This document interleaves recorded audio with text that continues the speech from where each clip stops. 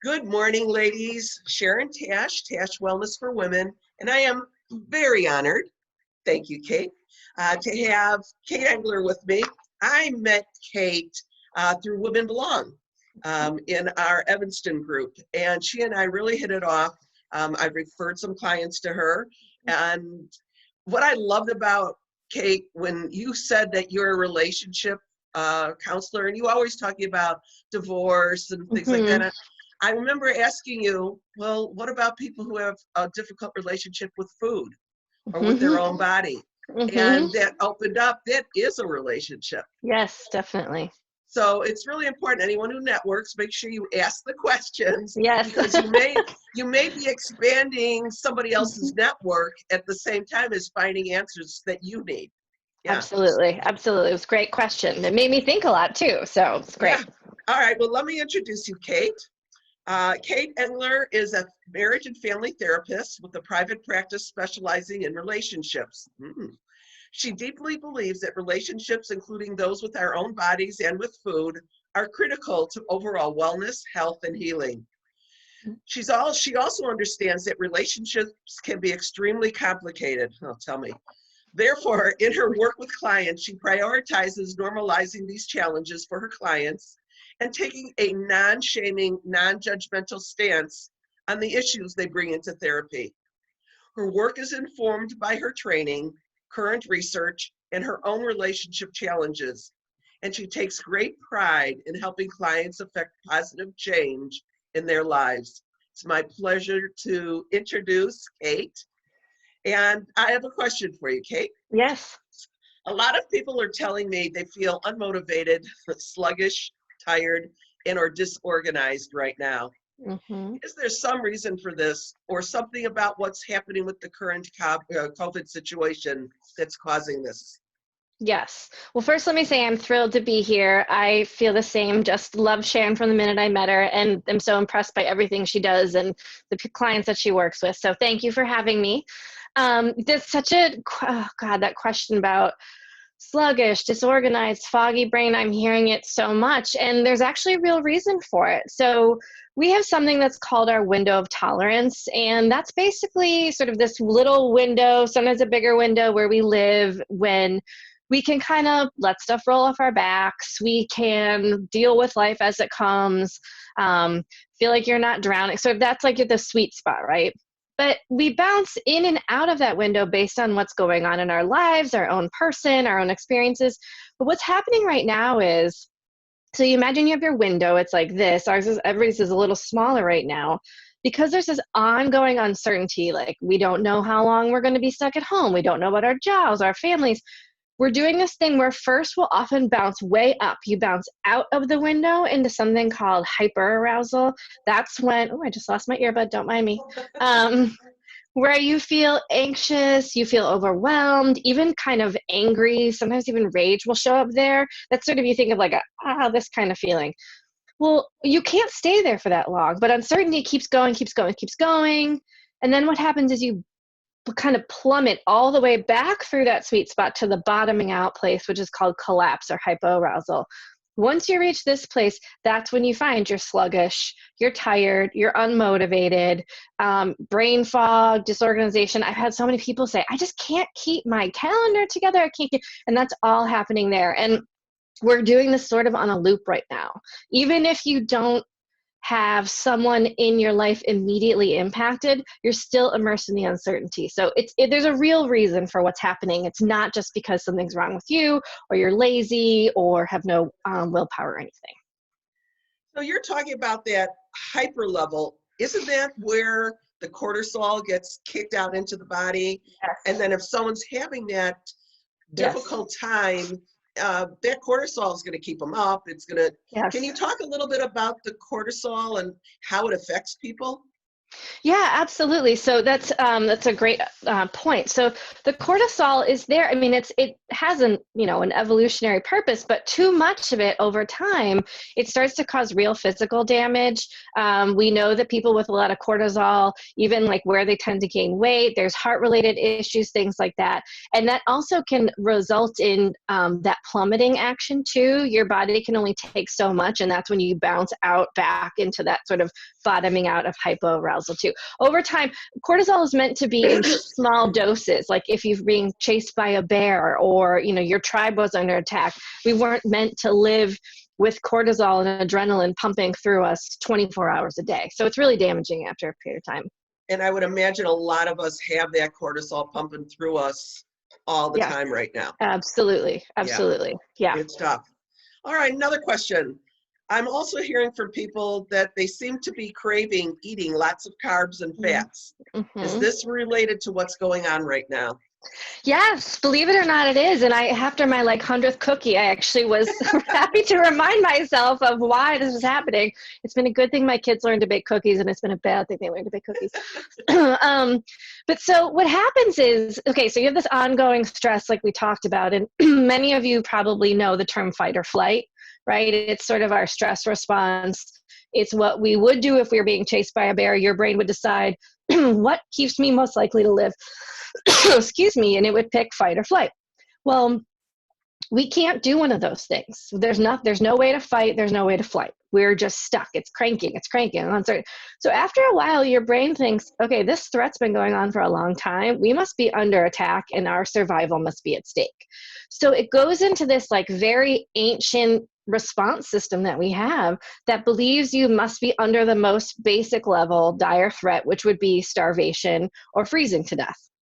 So it responds as if that's what's happening. So you load up on the things that your body thinks you would need if you were freezing to death or starving, which are carbs and fat.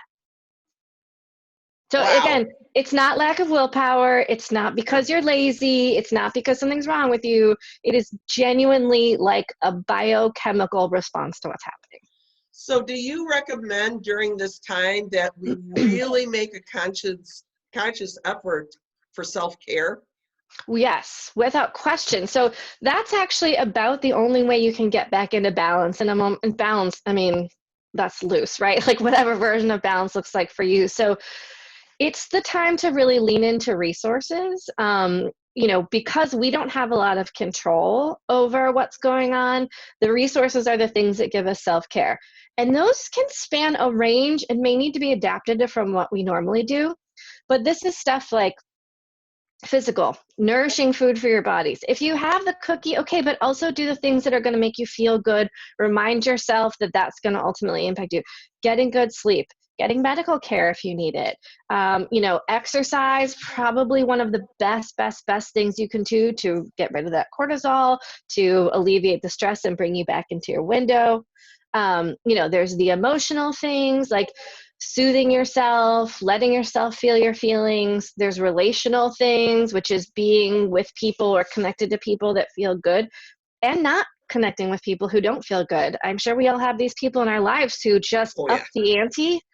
I just talked to one of those yesterday and was like, oh yeah, we can't talk. This is too stressful. I forgot.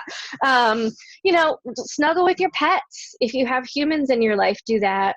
There's other things like reading quietly or talking to people, painting, poetry, and even just getting involved if you can. If you have time to donate to deliver food, if you can donate money, any of those things are going to help to bring all those chemicals down and sort of bring you back into balance. I know one of the things that I've done is I've set an alarm on my phone so that every 2 hours I am taking a break, and it just says break. So I know I'm either going to meditate or I'm going to do gratitude, or I'm going to do my 360 breathing just to get my body, and it's helping. Yeah. It goes, and I love that you have it every 2 hours, because I think what happens, we will often wait until we've reached one of that hypoarousal states. You're you should still do those things, but that's hard to get, sort of bring you back down when you're there. If you practice all the time, like you're describing, your system will respond to it more easily. You might not feel like Zen master in the moment, but your nervous system's going to start to quiet, and you have access to those tools because you do it regularly, which is fantastic. It's just remembering not to dismiss it. Yes, right, exactly. It's easy to do. Just hit that snooze a million times, right? Absolutely. Yeah. I have one more question for you. Yeah. How can we move out of this state and get more balanced? Okay, so there's those resources that we talked about, right? Those, and I would actually encourage you to sit down and make a list. I did this recently. I was on a call with a bunch of other therapists, and one of them had this great list, and it was things that you probably are doing, but you don't think about them as resources.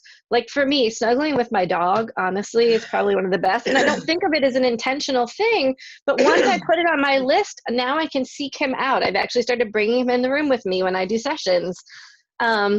And then let's say you're still struggling, like you just mentioned, that regular practice. There's a few different tricks or tools I would tell you. And these are ones, the more you practice them in the off time, the better you'll be able to do. So there's a few.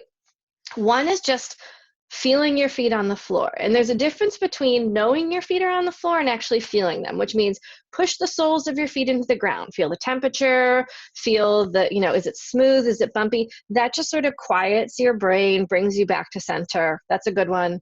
Another one I really like that's easy, you can do anywhere, nobody even has to know, is you engage your 5 senses. You look around your room, you see 5 things that you can see with your eyes. There's a doorknob, there's a lamp. You do the same thing with sight, sound, smell, touch, all those. Again, you won't feel like you just got done at the spa, but your nervous system will start to quiet. And that's something you practice multiple times throughout the day. Obviously, breathing, like you're describing, is a huge one if you can get yourself there. Or even just taking what's called your internal temperature, where you stop and go like, okay, I'm a little hungry. I think I maybe had a little too much coffee this morning. I'm kind of amped up. Maybe I should go for a walk after this. You just sort of check in. Now, these things can sound simple and easy to do, but if you're really amped up, you might not be able to, and that's okay. There's no judgment. This is just about, it's a tool for data, right? So if I notice I can't feel my feet on the floor, I can't sit still to breathe, that's just information to me that I've bounced out of my window.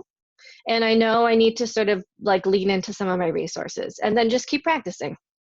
That's the big thing, is people don't realize, like, if you come into, TASH Wellness, I don't expect you to know how to do everything Right. at the beginning. If you don't feel your feet, it's okay. The success is you made an attempt to do it. Yes, absolutely. Celebrate those little successes. People are always looking for these big, grandiose things to celebrate. Right now, let's celebrate the little things.